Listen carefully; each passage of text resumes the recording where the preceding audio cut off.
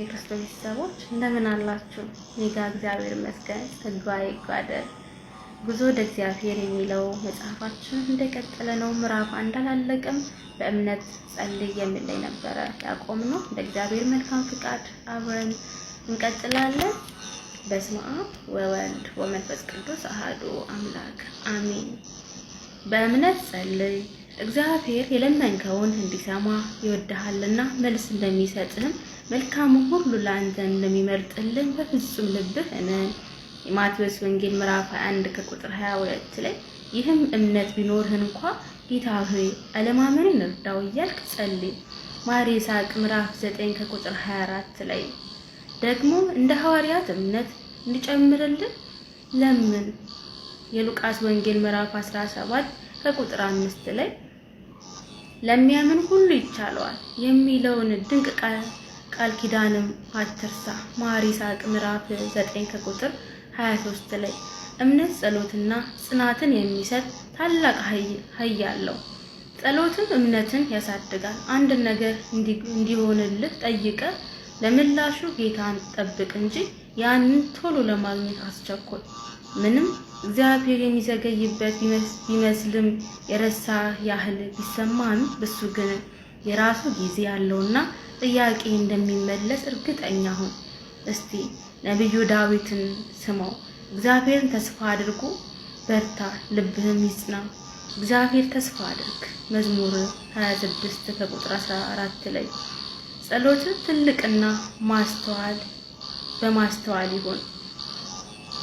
ለመጸለይ የምትጠቀመው ማንኛውም ቃልና እንቅስቃሴ በማወቅና በማስተዋል መሆን አለበት። ከልብ ፈንቅሎ የሚወጣ ትክክለኛ መንፈሳዊ ፍላጎትን የሚገልጽ እምነት እንዲኖርህም ያስፈልጋል። የጸሎት ጥልቅነት የጋለ መንፈሳዊ ስሜት ይፈጥራል። መንፈሳዊ ሕይወትህን በጸሎት ለማሳደግ አንደኛ ከእግዚአብሔር ጋር ለመነጋገር የምትጠቀምበት ሰዓት ለማራዘም ራስን አለማምድ። ቅዱስ ዳዊት ይህን ልዩ ሰዓት ለመግለጽ የተጠቀመው ውብ ቃል ልብ በል። አቤቱ ሕግህን እንደምን እጅግ ወደድኩኝ፣ ቀኑ ሁሉ እርሱ ትእዛዜ ነው። መዝሙር 118 ከቁጥር 97 ላይ አሁን ራስን ጠይቅ፣ ምን ያህል ጊዜ በጸሎት ታሳልፋለህ? ያለ ጥርጥር መናገር የምችለው ለማይጠቅምህ ወሬ ብዙ ጊዜያትን እንደምታባክን ነው። ወንድሜ ሆይ እህቴ ሆይ በእርግጥ ጊዜ በጣም እየባከነ ነው። ማድረግ የነበረብህ ወይ የነበረብሽ ረጅሙን ጊዜ ከአምላክህ ጋር ለመነጋገሪያ ነበር። ይህ የተለየና የተቀደሰ ሰዓት ደግሞ ከዕለት እቅድህ የመጨረሻዋና ዝቅተኛዋ እንዳትሆን ከፍተኛውንና የመጀመሪያውን ደረጃ እንዲይዝልህ በየዕለቱ ልምምድህ መቀጠል አለብህ።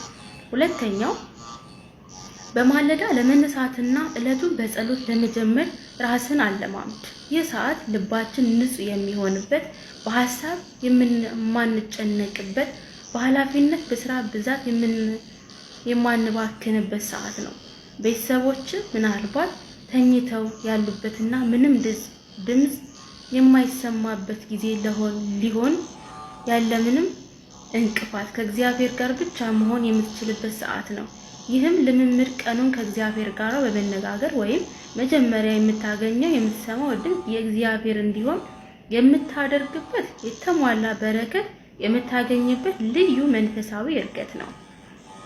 ሶስተኛ በየሰዓቱ መጸለይን ልመድ።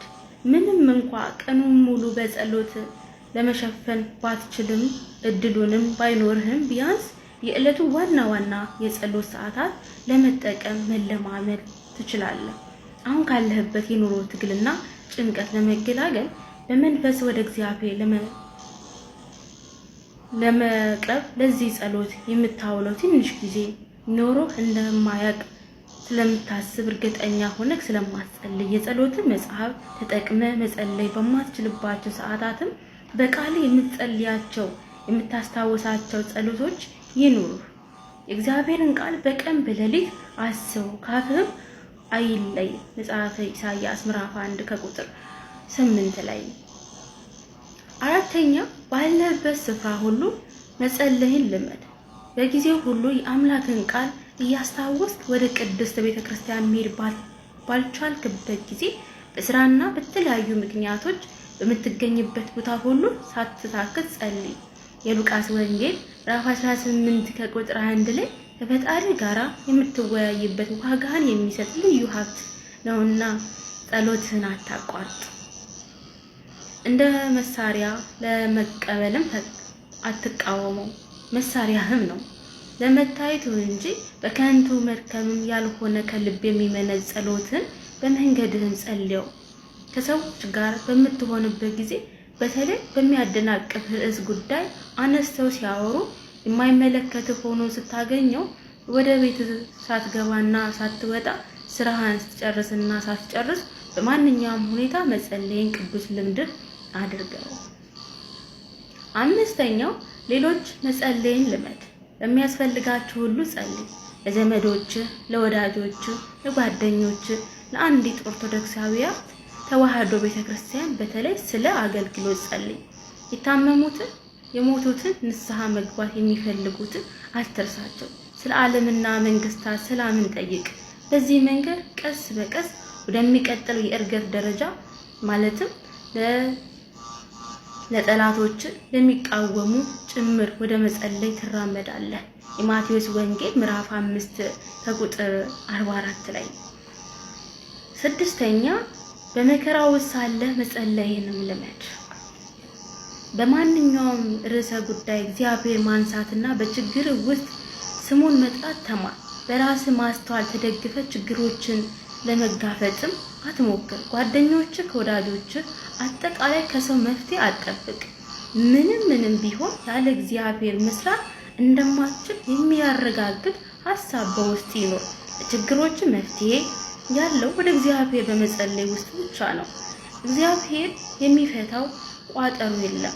ማንም እንኳን ለአንተ ችግር ቀጣይ ቢመስልህም ወይም በመከራ ውስጥ ብትሆንም አስፈላጊውን የልብ ጽናት እርሱ ይሰጥሃል። የውስጥን ሰላም ካለበት ችግር ቢኖርም እንኳን እንደሌለ ቆጥረ ስለመረበሽህም ምክንያት ይሆናል። ይህ ሁሉ የንጹህ ጸሎት ውጤት ነው። ሰባተኛ በግልጽ ጸሎት ራስን አለማምድ። በክርስቲያናዊ ውስጥ በማህበር ከሚደረገው ጸሎት በተጨማሪ አንተ በልብህ ያለውን አውጥተህ ለእግዚአብሔር መግለጽ ልትነግረው የምትችልበት ጸሎት እንዲኖር ራስን አለማምድ። ለምሳሌ እስከ መስቀል ሞት የወደደኝ ጌታዬ ሆይ እኔ እንደምወድህ አንተ ታውቃለህ። ነገር ግን እንቅፋት የሚሆንብኝ ሁሉ ዓለማዊ ነገሮችም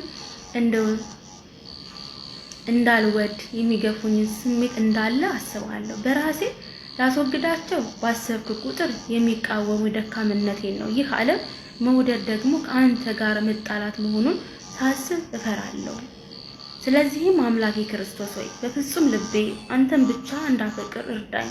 አንተን ከሚቃረነኝ ዓለማዊና ስጋ ፍቅር ሁሉ ኃይል ታደገኝ እያልክ መጸለይ ትችላለህ። ስትጸልይ የግድ የተመረጡ ቃላትን፣ ያማሩ የተዋቡ ዕረፍተ ነገሮችን መጠቀም እንዳለብህ እያሰብክ አትጨነቅ።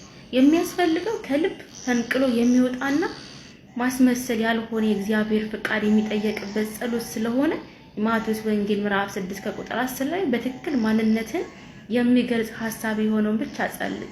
ጸሎት የልማድ ብቻ እንዳይሆንብህ ተጠንቀቅ።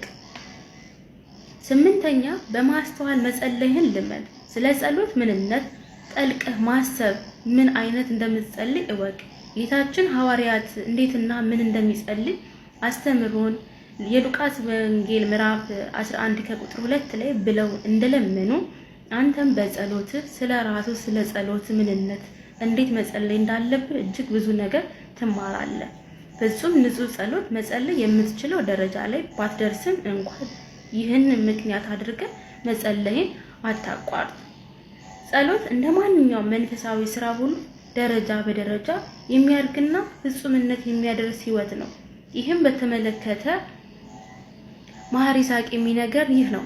በመጸለይ ሳትጀምር ፍጹም የሆነ የጸሎት ደረጃን የምትጠብቅ ከሆነ ጭራሽ ስትጸልይ ትቀራለህ። ወስብሐት ለእግዚአብሔር ወለወላዲቱ ድንግል ወለመስቀሉ ክቡር። ይቀጥላል።